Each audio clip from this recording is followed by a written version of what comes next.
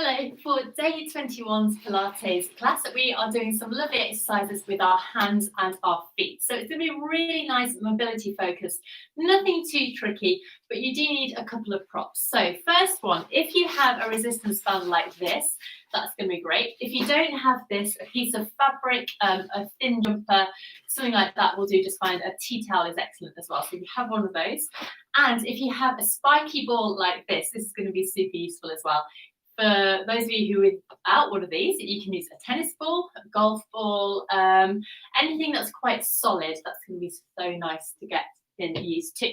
So we are going to start with something called a creeping toe. So I'll let you just sit on the floor and take your weight on your hands behind you with your feet out in front of you. So what we're going to do is just walk our feet forward using our toes to pull our feet forward. So we can do this against the wall as well, but we're just going to do it on the floor today. So what I'd like you to do is make sure your knees and feet are hip distance apart. Just try and make sure you're not slumping down. So just think about that lovely Pilates posture.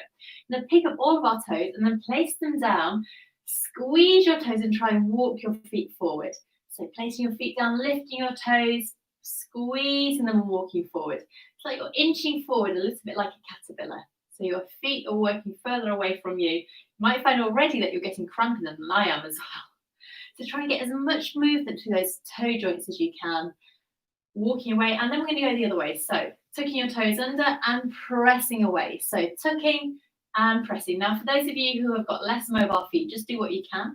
I know some of you have had metal inserts in as well, which is going to make this movement really difficult to do. So just do what you can with the toes that are mobile. So pushing back. Okay, good. Let's go again. So picking all of our toes up, placing them down and pull. So really nice and smooth. Trying to get that movement, maybe arching your feet ever so slightly as well. So it's like a really simple exercise, but if you can feel it, then you're doing something right.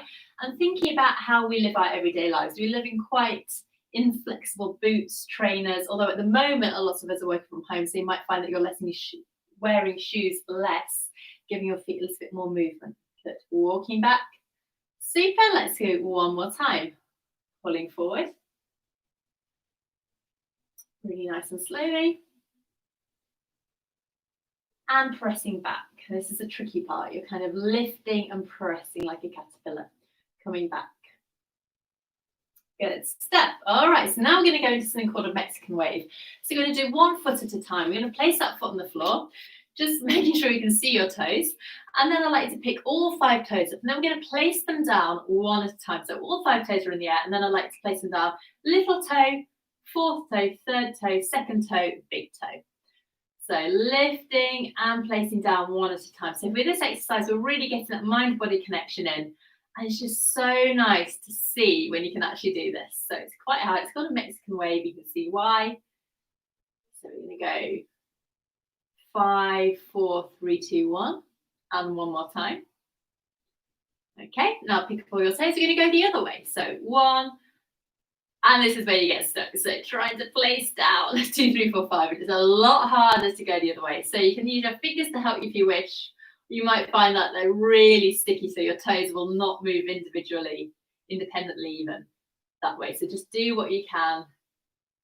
And then we're just going to go to that 5, 4, 3, 2, 1 pattern again. Wonderful. Okay, let's do the same on the other side. So starting with that Mexican wave.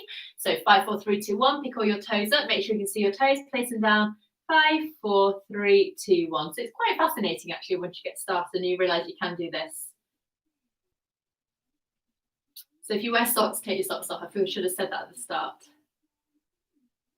And you might find that one foot is a lot easier to control than the other. And that's totally normal. Okay, let's try and go the other way now. So work from the big toe all the way through to the little toe.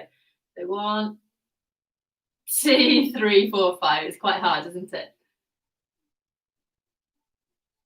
Oh, really tricky. So for our final one, we're just going to go in 5, 4, 3, 2, 1 again. Brilliant. Give your toes a little bit of a squeeze. Now we're going to go into picking up the bands. So get your resistance band or whatever you're using and lay it out by your side. Make sure it's nearly really nice and wide. We're going to try and pick that band up with our toes. So 1 foot at a time, place your foot down and try and pick that band up. So you're really trying to get flexion through your toes and working your toes as much as you can. Again, for those of you with less mobile toes, don't worry, just do what you can. Picking that band up. And really trying to separate your toes as you lift them up. So it's just going to give you a little bit more chance to pick up that band. Lifting, wonderful. Good, you might feel already that you're getting quite strong and you're working them hard. Great, okay, so that was my right foot. Let's swap over and go on to our other foot. Don't worry which one you started with, it doesn't matter at all. But you might find that one is a lot easier than the other. Now with the band wide, it's easier to pick up. So make sure it's nicely laid out. Let's go again. Picking that band up, trying to get strength and movement. So you're separating those toes, lifting them up. Great stuff. Last one.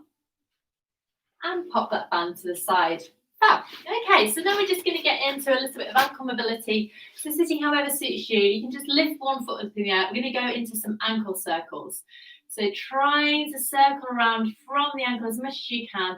Make sure that the movement isn't coming from your toes. It's so easy to like flex and point your toes and think that the movement's coming from your ankle when it actually isn't. So we're just going to circle around. Just have a think about if you've got any sticky bits there. Try and go a little bit slower over those sticky bits. Then you can reverse the direction as well. So you should be feeling this all the way up into your shin, maybe into your calf as well. And try and do these every day as well. If you think about how often you get this lovely rotation movement in the ankle, probably not that often. So doing this every day is really going to help keep it flexible and also stimulate the blood flow around the body as well. Because there's a big artery that runs at the back of our legs. So by doing this, we're actually stimulating it. So that's why they recommend doing this on the plane to guard against deep vein thrombosis. Good. One more. Okay, now we're going to go into flex and point. So flexing, we're trying to bring the top of the foot up against our shin, pointing, really pointing away. And nice and slowly, try and get as much movement as you can there, pointing away. Good. And one more. And place that foot down. Fab. Okay, hopefully just feeling a bit looser. So just compare how your feet feel. And we're going to go into the same on the opposite leg now, starting with those ankle circles. So just lift that leg up and start doing those lovely slow circles. And making sure the movement is coming from your ankle rather from your toes, so you're not cheating at all, circling around nice and slowly. Lovely circle here. And let's go the opposite way. You might find that one foot has a lot more movement than the other, or it might be stiffer than the other. So thinking about our feet, what your feet do, it goes right the way up into your body. So if you have a problem with your foot and you're walking funnily, that's going to impact the alignment of your knees, your hips, your spine, your core as well, and give you pain in places that you wouldn't expect it. So it's really important to take care of our feet as much as we can. Great, let's go into our flex and point. So we're going to bring the top of the foot up towards the shin and point away. Lovely. Bring it up. Point away. And again, pointing away. Go 3 more times. Point away, and 2, and 1, and point away. Fab. Okay, so let's get whatever ball we've got. So this is a nice little spiky ball. I got this off of Amazon. It's quite firm as well, so make sure if you do buy one, you're getting a firm one. Pop it on the floor, and we're just going to give ourselves a little bit of a foot massage, so rolling around.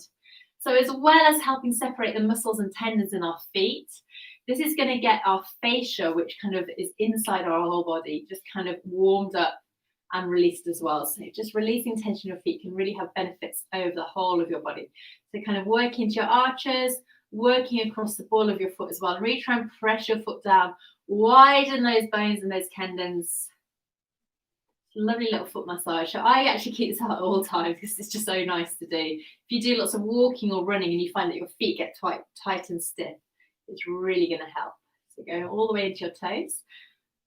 Let's go on the other side. So one foot might feel completely different after doing this. So making sure you go into the arch, down the side edge of your foot, into the ball of your foot, right into your toes, separating your toes out. Applying as much pressure as you can stand, because this is quite an unusual feeling. And then popping that ball to the side. Well done. Okay, so we just got time to do a little bit of hand work. So we're going to go into a similar Mexican wave. Hopefully you can see my hand there. So place your hands down the floor both at the same time. And we're going to try and lift all our fingers up and then place them down. 5, 4, 3, 2, 1. So you can just start to lift your fingers individually as well. It's really nice to just get that movement through there. 5, 4, 3, 2, 1. Okay, so you can either lift them up and then place them down, or you can keep all fingers down and try and lift them up individually. A little bit of a mind challenging. I always find that one finger always wants to come up as well as the others. Great stuff. Okay, we're going to go into flex and point with our hands as well, just like we did with our ankles. Not idea if you're wearing a tight ankle at all. And then we're going to go into those wrist circles. Might feel a few little pops and clicks here as the air escapes. And let's go the other way. So circling around. Again, just trying to make sure it's not your fingers doing the movement. It's coming from your wrists. Good, one more time. Then we're just going to sit here, take 2 final breaths. So breathing in and out. Reaching a bit, reaching through your fingers, maybe arching back a little bit. Press the air away. We're going to go one more time. Reaching all the way. Core muscles coming in. Press the air away. And give yourself a clap. Well done. I'm going to be back tomorrow for some more lovely Pilates. So hopefully you've enjoyed that. Remember these exercises to do at any time during the day. Take care of yourselves and see you tomorrow. Bye-bye.